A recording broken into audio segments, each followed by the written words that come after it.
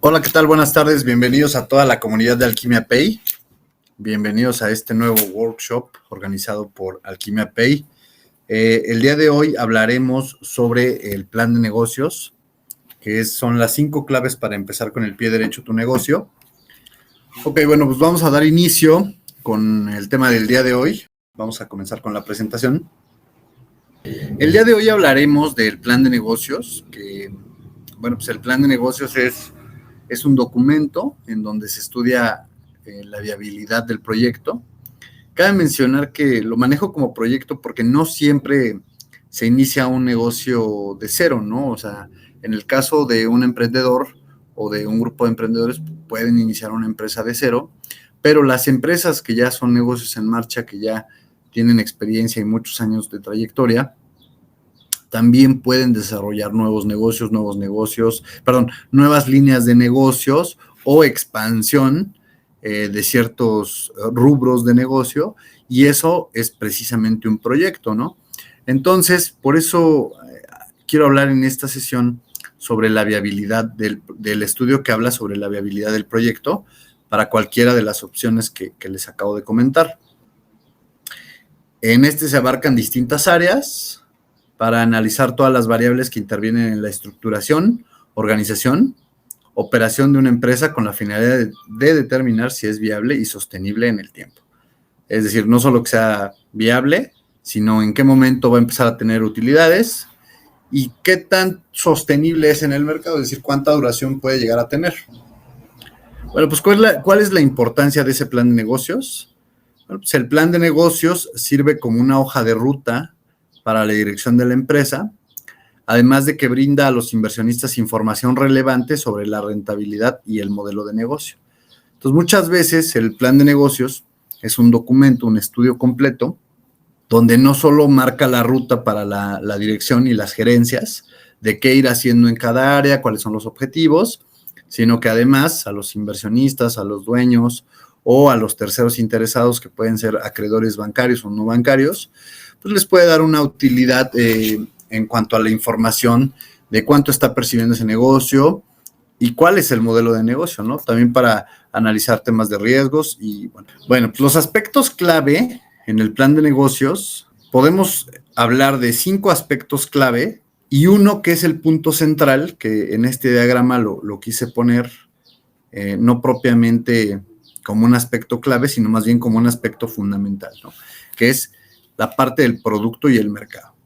Lo primero que tenemos que tener para desarrollar un plan de negocios es tener un negocio con un producto que le interese al mercado y, por supuesto, tener mercado para ello, ¿no? Por eso les decía que es el caso de las empresas que ya son negocios en marcha y que pretenden llegar a nuevos mercados, ¿no? Pero antes de llegar, a lo mejor pueden tener un buen producto, pero probablemente las condiciones competitivas de la economía o del mercado que se pretende abarcar no son las más óptimas para esa empresa. Pues esos dos aspectos creo que los tiene que revisar muy bien la empresa, sobre todo antes de entrar a las 5 siguientes. Si tenemos producto y mercado, entonces podemos abarcar los siguientes temas. Y bueno, pues eso es importante, ¿no? La parte de administración y marketing, la parte del modelo financiero, la parte de la contabilidad y las finanzas, la parte fiscal y la parte legal. Esas 5 aristas o esos 5 aspectos clave los vamos a desglosar desde puntos particulares que tiene cada uno de esos temas y bueno, vamos a platicar sobre ello. Yo voy a poner algunos ejemplos, vamos a abordarlos pues de forma general. Entonces, ahora que hablamos de administración y marketing, bueno, pues yo empezaría siempre por el tema del FODA. En ese estudio de las cuestiones de administración y marketing, tendría que hablar del FODA. FODA en el sentido, como ya hemos dicho, es una herramienta de la administración en el que nos ayuda a plasmar, a identificar cuáles son nuestras fortalezas, oportunidades, debilidades y amenazas, pero enfocadas, por un lado, a la parte administrativa de la empresa, a la parte de la administración, y por otro lado a la parte de la promoción, ¿no? De la publicidad de la empresa. ¿Cuáles son nuestros fuertes? ¿Cuáles son nuestras debilidades? ¿Qué es lo que nos puede afectar en el futuro? cuáles son las condiciones de mi empresa frente al mercado, cuáles son mis debilidades, y bueno, pues todas esas cosas es importante que queden plasmadas en esta herramienta y que se incluyan dentro del estudio del plan de negocios, ¿no? Muy bien, después tenemos la parte de la publicidad, y la parte de la publicidad ya decíamos que es, pues, ¿qué voy a hacer con el plan? ¿Cómo voy a promocionarme? ¿A través de qué vías? Esa parte, pues, va a ser muy importante para saber cuánto mercado puedo acaparar, pero ¿cuánto de ese mercado puedo atender con mi capacidad instalada? ¿No? Muchas veces pasa que muchas empresas tienen un gran producto, pero no tienen la capacidad instalada para tener el alcance que pretenden, ¿no? Es muy importante que se revise eso. El organigrama, por supuesto, pues tener definido cuáles son los puestos de la organización, cómo está dividida, pues sí, las funciones dentro de la empresa, y asimismo la parte de funciones por puesto, ¿no? Que el tema de las funciones por puesto nos ayuda a identificar en dónde tengo costos ocultos, ¿no? Que probablemente no me estoy percatando de esos costos ocultos, y es importante que los identifique para ya sea subsanarlos o modificar ese proceso, ¿no?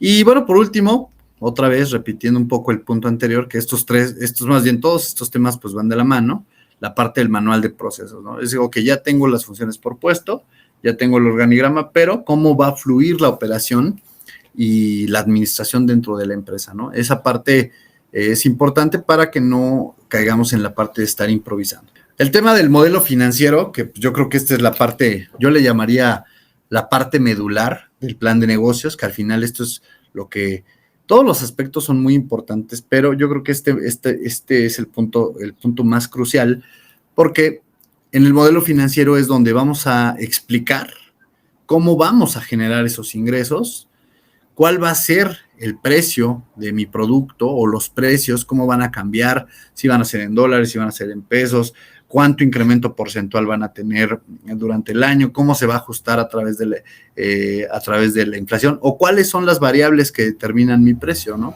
En función de qué lo estoy estableciendo.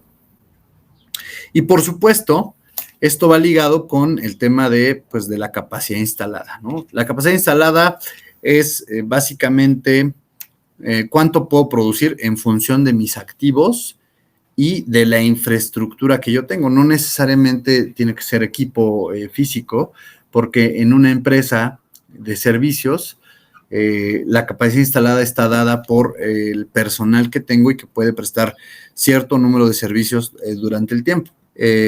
La capacidad instalada me va a determinar cuánto puedo producir para también medir los alcances de abastecimiento del mercado y de atención de los clientes potenciales. Y bueno, ya también decíamos en la clase anterior el tema de la estructura de costos, ¿no? ¿Cómo voy a subdividir mis costos en cuanto a costos fijos, costos variables, costos indirectos, costos directos, que al final, pues todo está correlacionado, ¿no? Con el tema de la capacidad instalada, esos dos temas están relacionados, y al final, tanto la capacidad instalada, que podríamos decir que es el volumen de producción posible para la empresa, acompañada de cuánto me cuesta esa estructura, va a determinar en mucho mis precios, y todas esas variables juntas me van a determinar cuántos ingresos puedo generar en el tiempo. Al final, eso nos va a arrojar los indicadores de inversión, que los indicadores de inversión es lo más importante, y eso en lo que se fijan los futuros inversionistas o los fondos de inversión a los que yo pueda acudir para captar ese fondeo, esos préstamos, ese crédito que detonen el crecimiento. Pero aunque no lo tenga todavía en la realidad, es importante que yo plantee en el modelo financiero cómo se van a generar esos ingresos, con lo que les decía, y aparte generar esos indicadores de inversión. ¿Cuáles son esos indicadores de inversión? Bueno, pues son principalmente el margen de retorno, el tiempo de recuperación de esa inversión y la tasa interna de retorno, que es la TIR, que son temas muy importantes que principalmente eso es lo que evalúan los fondos para saber cuánto dinero nos pueden prestar en el tiempo, ¿no? Vamos a hablar de la contabilidad de las finanzas. Ok, si ya tengo definido cómo se va a organizar mi empresa, cómo se va a estructurar, cuáles van a ser las funciones, cuáles van a ser las personas que van a estar involucradas, las áreas las voy a tener ya, digamos, ya voy a tener ese mapeo y ya tengo claro cómo voy a generar ingresos, cómo van a ser los costos, cómo voy a tener distribuida mi capacidad instalada, cuánto volumen de producción tengo, qué precios son los estimados que puedo dar. Ahora, ok, ya puedo empezar también a generar proyecciones y presupuestos y a determinar, a sentar las bases formales de mi empresa, ¿no? Es decir, cómo voy a través de esa información que, si bien no está ocurriendo en la realidad, puedo modelar mis estados financieros pro forma. Esa figura o esa herramienta de los estados financieros pro forma son estados financieros que se realizan con base en proyecciones, con base en los presupuestos de costos. Y bueno, hay que decirlo, ¿no? El estado de resultados, por ejemplo, habla de ingresos y gastos, ¿no? ¿De dónde puedo sacar eso? Pues del tema de los presupuestos. ¿Cuánto voy a vender? Que sería el presupuesto de ingresos. ¿Cuánto voy a ir gastando? Que va a ser el presupuesto de egresos. Y cuánto voy a producir en el tiempo, ¿no? Que sería la proyección de la producción en el tiempo. Con esa información puedo generar los estados financieros pro forma, y esos estados financieros pro forma me pueden dar, para empezar, dos elementos importantes, que es la evaluación de los inventarios. ¿Cómo voy a hacer esa evaluación a nivel de estados financieros? Porque una cosa es producir, pues, propiamente el bien o los bienes, y qué valor les voy a dar en los estados financieros, ¿no? Hay métodos dentro de la mecánica contable que son el método PEPS, que es primeras entradas, primeras salidas, el método WEBS, últimas entradas, primeras salidas, o un costeo promedio, ¿no? Entonces, esa parte, que es la información financiera, voy a tener que irla ajustando, sobre todo para que mis estados financieros sean consistentes y sean atractivos para los inversionistas, ¿no? Y por otro lado, el control de productividad, ¿no? Es decir, ¿cómo voy a definir? No todo lo que produce el área operativa, o valga la redundancia, el área de producción, no todo se puede considerar como que se va a vender, ¿no? Y hablábamos de que uno de los requisitos de las deducciones es precisamente que se convierta en costo de ventas. Entonces, no porque esté producido significa me lo voy a llevar a los ingresos, sino hasta que se realice, dice la norma de información financiera. Y eso quiere decir hasta que se venda, hasta que realmente se convierta en un ingreso. Yo lo puedo registrar en un ingreso, pero mientras tanto voy a tener un inventario muy elevado en tanto yo no realice las ventas y siga produciendo. Por eso la parte del control de productividad es importante, porque esa productividad va acompañada de costos variables. Entonces, yo no puedo crear una producción con costos fijos para siempre, digamos como una línea infinita, ¿no? Sino que tengo que ir planeando cómo se van a ir dando mis ventas para ir ajustando los controles de productividad, que por supuesto me van a mover las variables de costo, sobre todo de costo variable, por la parte de materia prima y de mano de obra indirecta, de mano de obra directa, y no así considerar que es algo lineal. Un gran error que tienen las personas que a veces hacen sus proyecciones y sus presupuestos es partir del hecho de que va a haber siempre una constancia, ¿no? Es decir, que siempre las variables van a ser constantes. Y entonces a veces vemos esos presupuestos que son súper planos, e incluso cuando se grafican en Excel, quedan líneas demasiado rectas o demasiado inclinadas o demasiado tenues, pero siempre rectas. Al final, en la gráfica, esas constantes pues no reflejan la realidad, ¿no? Porque ciertamente nunca podemos tener una certeza de crecimiento recta, ni mucho menos constante, ¿no? Regresando a la lámina 1, es por eso que como primer elemento planteamos el tema del estudio de administración y marketing como primer elemento del plan de negocios, porque es el FODA el que me va a dar las variables. Hablábamos del tema de los negocios estacionales, ¿no? Entonces, el FODA me va a dar toda esa información económica externa e interna, por supuesto. Por ejemplo, en estas épocas de COVID, pues las empresas que se dedican a ciertos rubros no están teniendo la demanda esperada. Pero esos problemas no son propios de una estacionalidad, sino de una situación atípica, que probablemente en los FODAS de 2018, para cuando llegó la pandemia en 2019, pues muchas personas no sabían qué hacer. Pero hoy, después de 2 años de pandemia, ya podemos tener un componente que en finanzas se les llaman coeficientes de probabilidad, ¿no? Es decir, ok, bajo condiciones perfectas, el escenario sería un crecimiento constante, pero bajo un escenario de posibles riesgos sanitarios o algo que realmente tenga una certeza de ocurrir. Por ejemplo, tampoco podríamos pronosticar un tema de un sismo o un problema ambiental, ¿no? Por ejemplo, un huracán o algo así. Eso no podría hacerse, pero la parte económica sí. Por ejemplo, el tema de la estacionalidad, si yo sé que en estos tiempos está lloviendo demasiado, eso puede dañar las cosechas, y si mi negocio, por ejemplo, es un negocio de restaurante, pues todos los insumos que provienen del campo van a afectar mis costos variables directos y por lo tanto eso va a afectar mis precios. Recordemos que el consumidor es altamente sensible a las variaciones de precio, ¿no? Entonces yo tengo que tener ese estudio para saber cómo va a afectar el tema de mis ingresos y cómo lo voy a plantear en los estados financieros.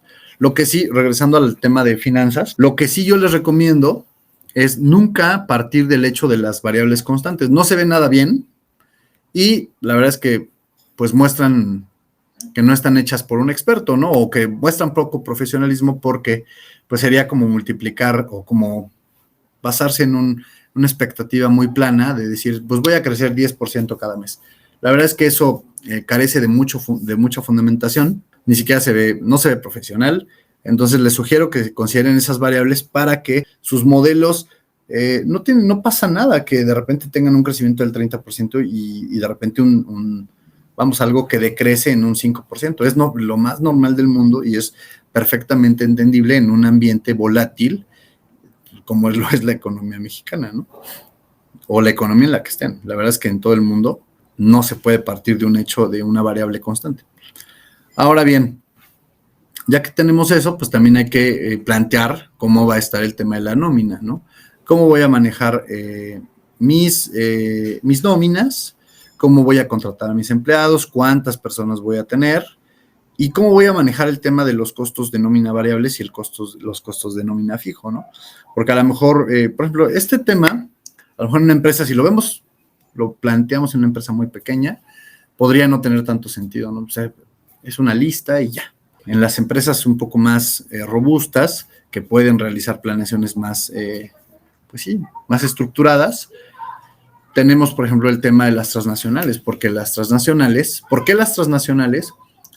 producen parte de sus productos finales, de sus bienes, por partes? Una parte la hacen en el continente asiático, otra parte la producen en Estados Unidos y otra parte, mucha, se termina ensamblando en México, que es el tema de las armadoras de vehículos, ¿no?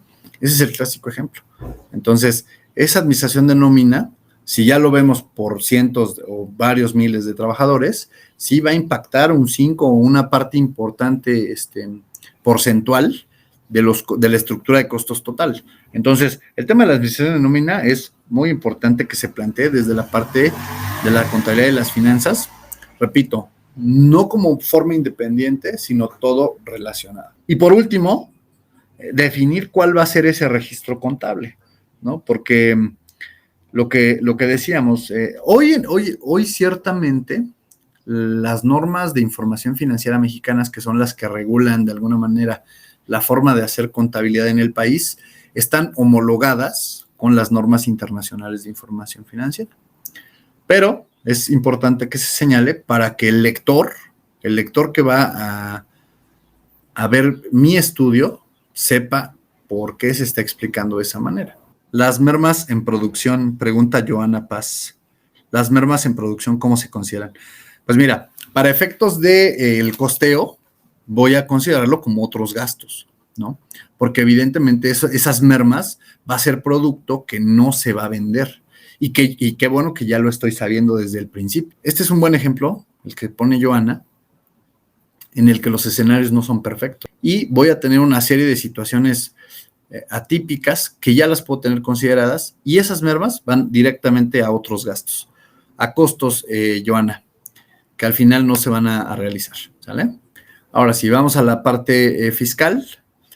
Y bueno, pues en la parte fiscal también tengo que hablar de cómo voy a tributar, en qué forma voy a pagar mis impuestos.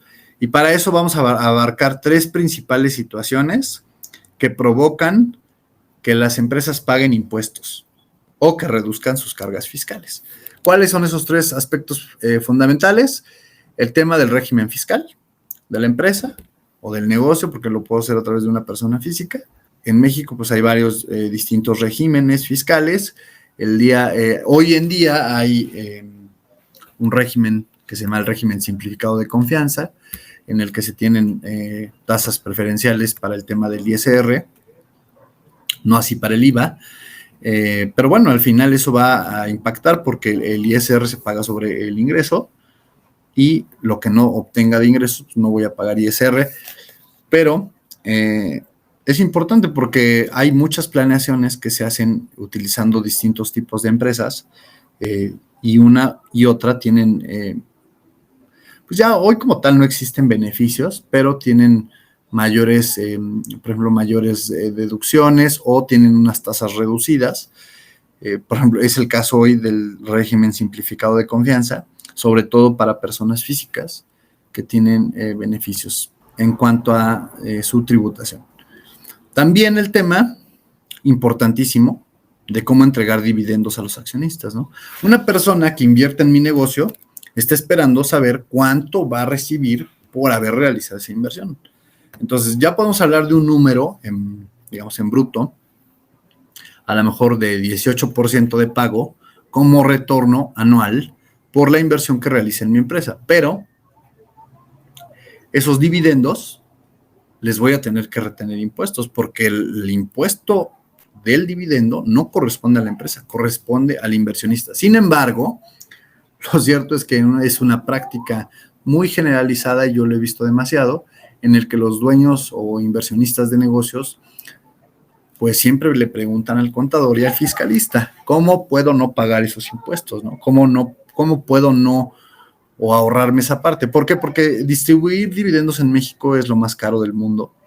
Además del 30% de que ya pagó la empresa por el ISR, hay un tributo especial que es el 10% de forma definitiva sobre lo que se entrega a manera de rendimientos. Entonces, lo que muchas empresas hacen o lo que muchos inversionistas hacen es, pues sí, ciertamente con un contrato de prestación de servicios o con un contrato en el que se sostiene que esos accionistas se están prestando un servicio a la empresa, pues cobran ese sueldo, pero ciertamente pues es un dividendo, ¿no? Y bueno, esa parte pues es importante que se tenga bien estudiada, primero porque se tienen que cumplir con las leyes fiscales en México, ¿no? Para no tener problemas con el SAT. Pero en segundo lugar, y yo creo que es el más importante, es porque el rendimiento del inversionista se va a ver mermado por la normatividad fiscal, ¿no? Entonces, pues el inversionista siempre va a tratar de ganar lo más posible.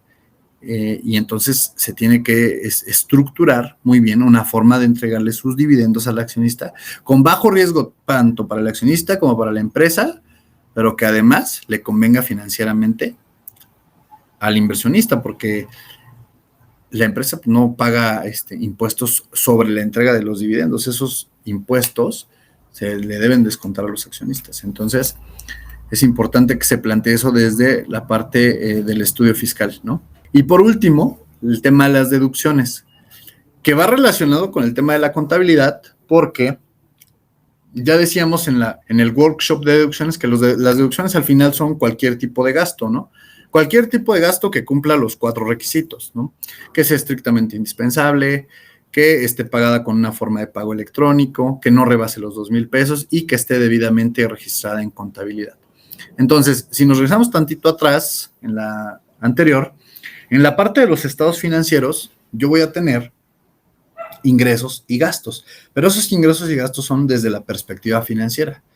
Lo cierto es que un gasto, que podría ser un gasto financiero, pero no fiscal, es ese tema de los impuestos no considerados por el tema de las deducciones. A lo mejor tengo unos gastos que no son considerados como deducciones o que simplemente por el hecho de no realizarlos correctamente pueden afectarme, pero ya lo conozco desde que estoy planteando el negocio. Por ejemplo, eso pasa mucho con los negocios disruptivos, ¿no? Porque son gastos que no están regulados y que de alguna manera el cliente o el contribuyente no sabe de cierto si aplicarlo o no. Y pues eso no va a pasar hasta que un especialista lo asesore o llegue la autoridad fiscal, le haga una revisión y probablemente le diga que esa deducción no pasa, ¿no? Vamos adelante, entonces. Es por eso que la parte de las deducciones es importante que se planteen, porque al final van a representar un gasto de impuestos porque no se van a poder restar de la utilidad. Y eso al final resta el flujo de efectivo neto que queda después de las operaciones y que es repartible entre los socios de la empresa, ¿no? Es por eso que es importante que se revise desde el principio y que se plantee para que el inversionista decida si lo hace o no, y nosotros mismos como directores o como las personas que están a cargo de los proyectos, pues decidan si vamos con el proyecto o no, porque al final el margen realmente no va a ser tanto y el esfuerzo o la inversión que la empresa tiene que hacer es alto en comparación con el rendimiento, ¿no? Y ahí estamos tomando decisiones. Muy bien. Bueno, la parte legal, pues bueno, esa es muy importante, igual que todas las demás, va interrelacionada con la forma de operar. Y para eso, bueno, pues vamos a empezar por el triangulito azul, que es la constitución legal, ¿no? La constitución legal va acompañada un poco del tema del régimen fiscal, porque la constitución legal, por ejemplo, hay distintos tipos de sociedades mercantiles, si es que lo voy a hacer a través de una empresa, puede ser una SA, puede ser una SC, puede ser una SADCB, una SAPI-DCB, que están tan de moda hoy, las APIs, y bueno, pues eso va a determinar mi régimen fiscal. Lo cierto es que la constitución legal no solo sirve para sacar el RFC y no solo sirve para tener un nombre, sino además nos da, dentro de un capítulo que se llama el objeto social, nos da la posibilidad de hacer o no hacer ciertas actividades, ¿no? Porque una empresa que se da de alta o bueno, se registra ante la Secretaría de Economía como una empresa que se dedica al autotransporte y de repente está realizando un objeto que no manifestó a la Secretaría de Economía que lo estaba haciendo, pues podría incurrir en un tema de una sanción por parte de la autoridad administrativa. Y eso pues, se subsana desde el momento en el que estoy constituyendo la empresa y sé a qué se va a dedicar, y así le puedo pedir a mi equipo legal que redacte correctamente esa acta. O que si ya estoy operando y repito, ya soy un negocio que está en marcha, pues que se haga un cambio del objeto social para que justamente no haya problemas, ¿no? Muy bien. También tengo el tema de la regulación sectorial y la normatividad gubernamental, que es, ok, ¿a qué rubro, a qué giro me voy a dedicar? Y lo voy a poner en el objeto social, como ya decíamos, pero ahora tengo que cumplir con esa regulación, ¿no? Y con la normatividad, porque pues hay regulaciones de la Secretaría del Trabajo, de la Secretaría de Salud, de todas las dependencias del gobierno voy a tener regulaciones y hay N,000 leyes, ¿no? Que regulan las distintas actividades de todas las personas, pero hay ciertos giros o ciertas actividades, ciertas conductas que están reguladas y que se necesitan permisos, que se necesita que un asesor legal esté acompañando a la empresa para que cumpla con todo eso y no viole las leyes vigentes, ¿no? Y por último, y muy importante, el tema de los contratos corporativos, ¿no? El tema de los contratos va a establecer todo lo que ya va a definir y va a poner en regla todo lo que ya pusimos en el FODA, todo lo que ya pusimos en los otros estudios, en el estudio administrativo, en el estudio fiscal, en el estudio contable, va a regular a través de contratos toda mi operación. Mis contratos con los prestadores de servicios, con los empleados, con los proveedores, con los clientes mismos, ¿no? O incluso con otras entidades que probablemente sean mi competencia, ¿no? Pero con distintos tipos de agentes, tengo que establecer esas relaciones a través de contratos para que haya una seguridad jurídica para los inversionistas y les repito, ¿no? El fin último es que la empresa, que la dirección pueda tener una hoja de ruta para saber qué hacer en cada situación. Pero ya teniendo todos estos 5 aspectos, que es el aspecto legal, el aspecto fiscal, el aspecto contable, la parte del modelo financiero y la parte administrativa y de publicidad, y de marketing, pues ya tengo ya tengo cubiertos áreas clave en las que mi empresa podría tener un problema, ¿no? Pero ya lo tengo cubierto y es importante que se asiente en el plan de negocios, pues para tener esa hoja de ruta y para tener información hacia los externos que quieran venir a invertir a mi empresa o que simplemente por motivos regulatorios me quieran revisar, ¿sale?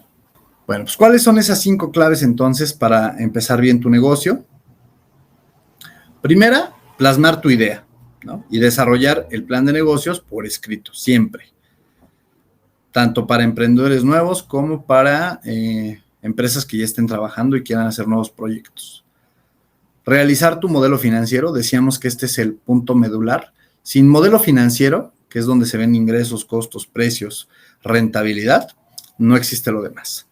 Si desde el punto de vista financiero no es viable, ya no tiene caso hacerlo fiscal, no tiene caso hacerlo legal, no tiene caso hacer nada.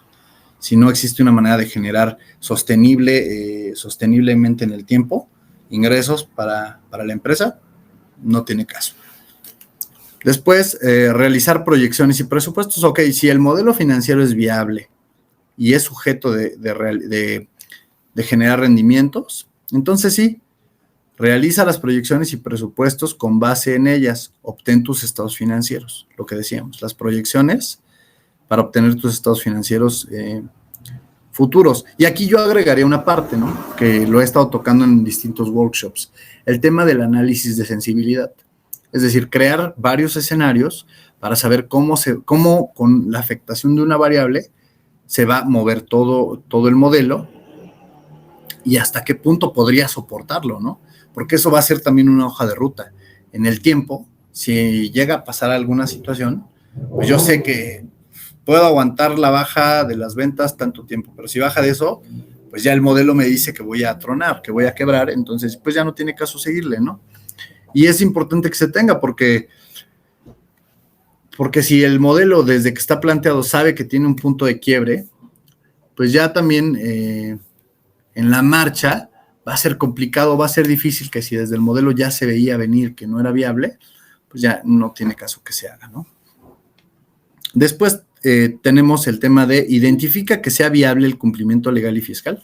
Bueno, por supuesto, ¿no? Que se tengan todos los contratos, que se cumpla con la normatividad del gobierno, que todos los estudios sectoriales estén realizados, que todos los impuestos estén considerados, ¿no? Porque a lo mejor hay, sobre todo en temas de importación, hay el tema de los aranceles que se traen productos al país, y si no se tiene bien considerado cuánto cuestan esos aranceles, de repente, con los costos de importación más el costo del producto, termina siendo más caro que el precio que yo tenía proyectado. Y repito otra vez, el consumidor es altamente sensible a la variación de precios.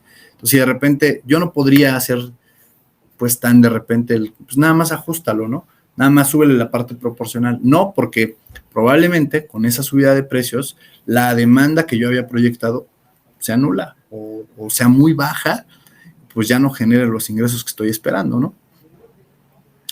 Y por último, pues analizar todo desde el enfoque FODA, siempre, ¿no? Todas las variables, el modelo financiero, los presupuestos, la parte fiscal, la parte legal, la parte administrativa, de publicidad, siempre analizarlo con un enfoque FODA, siempre.